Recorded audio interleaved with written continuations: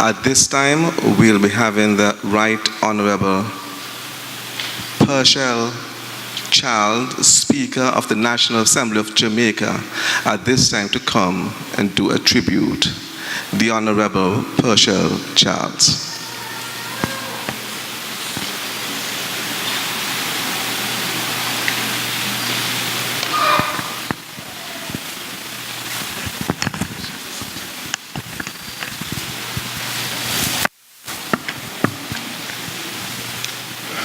Good afternoon, church.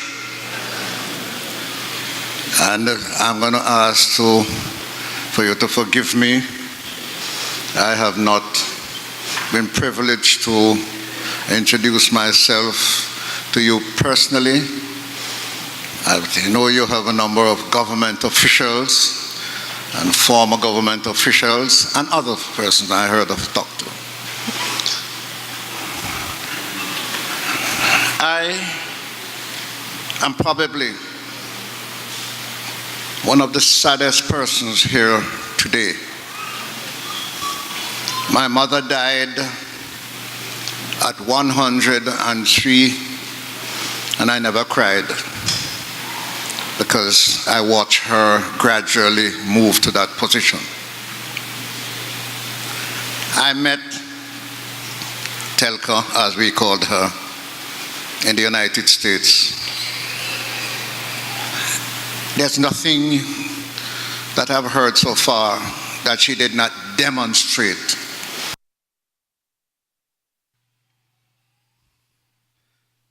When the Prime Minister and other officials come here, I tell you that I'm sorry we don't have her in Jamaica to make the world know what we think of her, but it is your job to do so.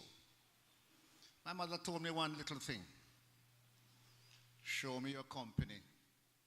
I can make a speech on you. I can tell you who you are. And standing from here, I can tell you who she was and what you think about her. We, as Telca, myself, and other students who were in the United States in the early 60s, egotistic as we were, we decided that the Caribbean must become independent. And we decided that with demonstration, not violent demonstration, performance.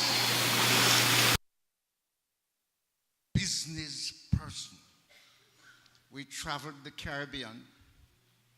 We spoke to the prime ministers from Barbados, Trinidad, came to St. Kitts, Jamaica, and we at that time as students were telling them how to get independence. We think we could do that. You know, students think a lot of themselves. But we became independent. For 50 years, I have not seen her. And I was to come to the CPA, the parliamentary meeting here in St. Kitts. When I landed at the airport, the first person I asked for was Telca, and the man said, I know her. I said, make sure you take me to see her. And he called her and told her that a man named Pearnel Clark, say, all right, still bring him, I don't recall. And when I got to her home, and she saw that it was Pearnel Charles, former president of the West Indian Student Association, of which she was the chief organizer and business person. I saw some little tears coming from her eyes because it was 50 years we never met. And I'm going to ask for another few minutes because I'm unable to tell my eyes, get strong and don't worry, no, this is no tears business. But you'll understand when I said to her, I have 7 children. And she said, I have 1. And I detected that she was bending. And she explained to me. And I said, my son is a neurosurgeon consultant specializing in brain and spine. And 3 of my daughters are doctors. And I immediately called my wife. And she said, let Peter speak to you, which is my son. And you'll understand the tears from me that I said to her and her husband, having my first meal with them for 50 years, you must come to Jamaica. We will not forgive you if we don't get a chance to examine you and do for you what has to be done.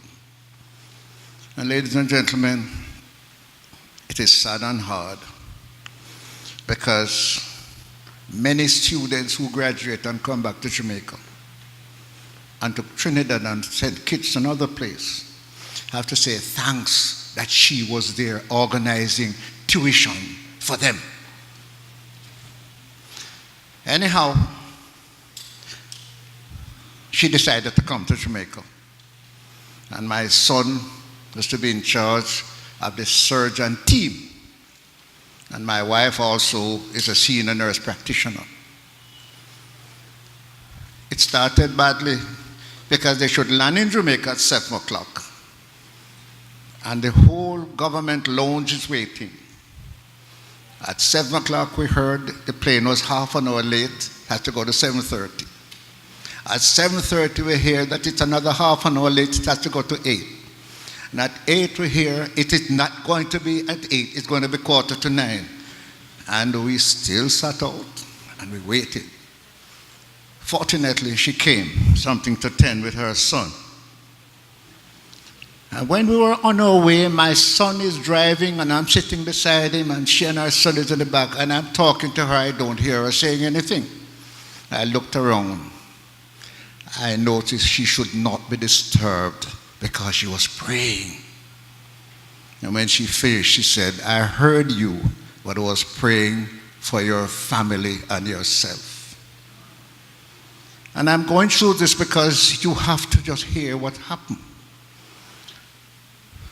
The next 2 days, my son, who is in charge of the medical team, visited her and they examined her. And he called me and said, I am not satisfied with the interpretation of what I have seen. I will not proceed. I will not proceed with the operation until certain examinations are done. She accepted. And they took her to the team, another team of heart specialists at the university. Her son beside her side. And to make a long story short, when they examined her, they said, you have 2 choices. To go back to St. Kitts for another 3 months, and we will treat you medication-wise. Because what we've seen, we are not happy with it. Communicating it to a non-medical specialist, it said she has 2 blockages in her heart. And the doctor, my son, said, Daddy, we can't proceed with that. She had a choice to go back to St. Kitts for 4 months, be treated medically, or to have an operation on the heart. Her son and herself and the doctors, they decided they would have the operation. I got a call. The operation was done. All was well. Son communicated to Daddy, successful. And she was removed to the hospital where she would recover. Her son never left her side, and I notice you don't clap in this church, but he deserves a round of applause.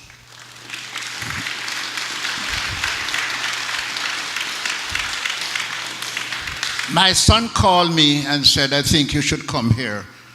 The operation was finished. I thought I should go happily, joyfully running in. Her son said to me, we have to call in a few doctors because there was something strange. She asked at that time in recovery for some water. And it was given, whatever drink was given to her. I was told that with 5 doctors around her, her heart decided it would not go any further. They wouldn't tell me, not even our son told me.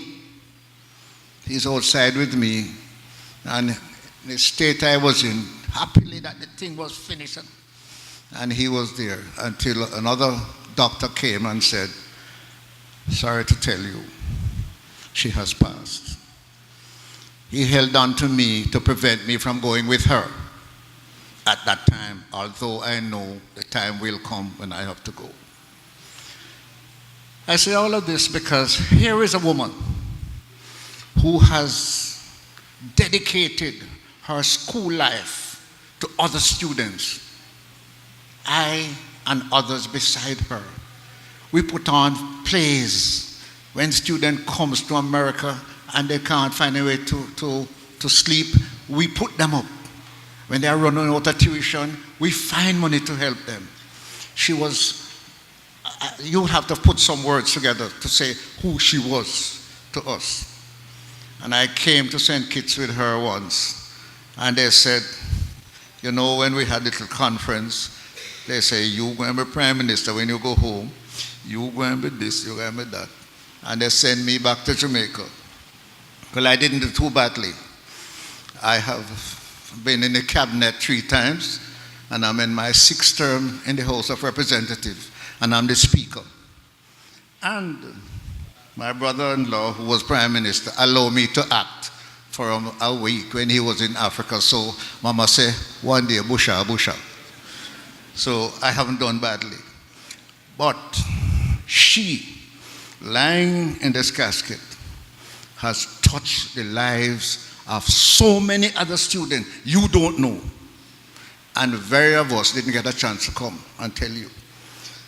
So the Attorney General of Jamaica say he saw me in Antigua. And he called to me and I didn't answer. And he wanted to know why I disrespected him. I said, Attorney General, you know I wouldn't do that. It was discovered that he saw not me, but a man named Lee Moore. And so when we checked it out, I had to come to St. Kitts to find out who this Lee Moore was. And we discovered that we have some brothers that we don't know. They say, I look like, no, him look like me. So, ladies and gentlemen, a friend, a sister, a nationalist, somebody who have dedicated their lives to others. And Prime Minister is not here, other ministers are here. I wish I had the opportunity to stand in Parliament and move the motion for her to be honored. And I wish that many of you would be convinced that you have lost a nationalist that should be remembered for a long time. May her soul rest in peace. May her family mourn if they want. But remember, it's a journey that all of us will go one day. We're sorry that she's gone, but we must prepare ourselves for the same road. Pain is not something that will stay with us forever. We will have to get rid of it, or it will get rid of us. To her husband, Daddy, I don't know if I were you, what I would say about you being me, because I was the one who encouraged her and took her to Jamaica. But nothing could stop me from coming back. On behalf of my family, on behalf of the hundreds of students that she has worked with and helped, I'm here to wish her goodbye and to tell her we wish to join her because of what she has done at another place. Again, may her soul rest in peace. Thank you.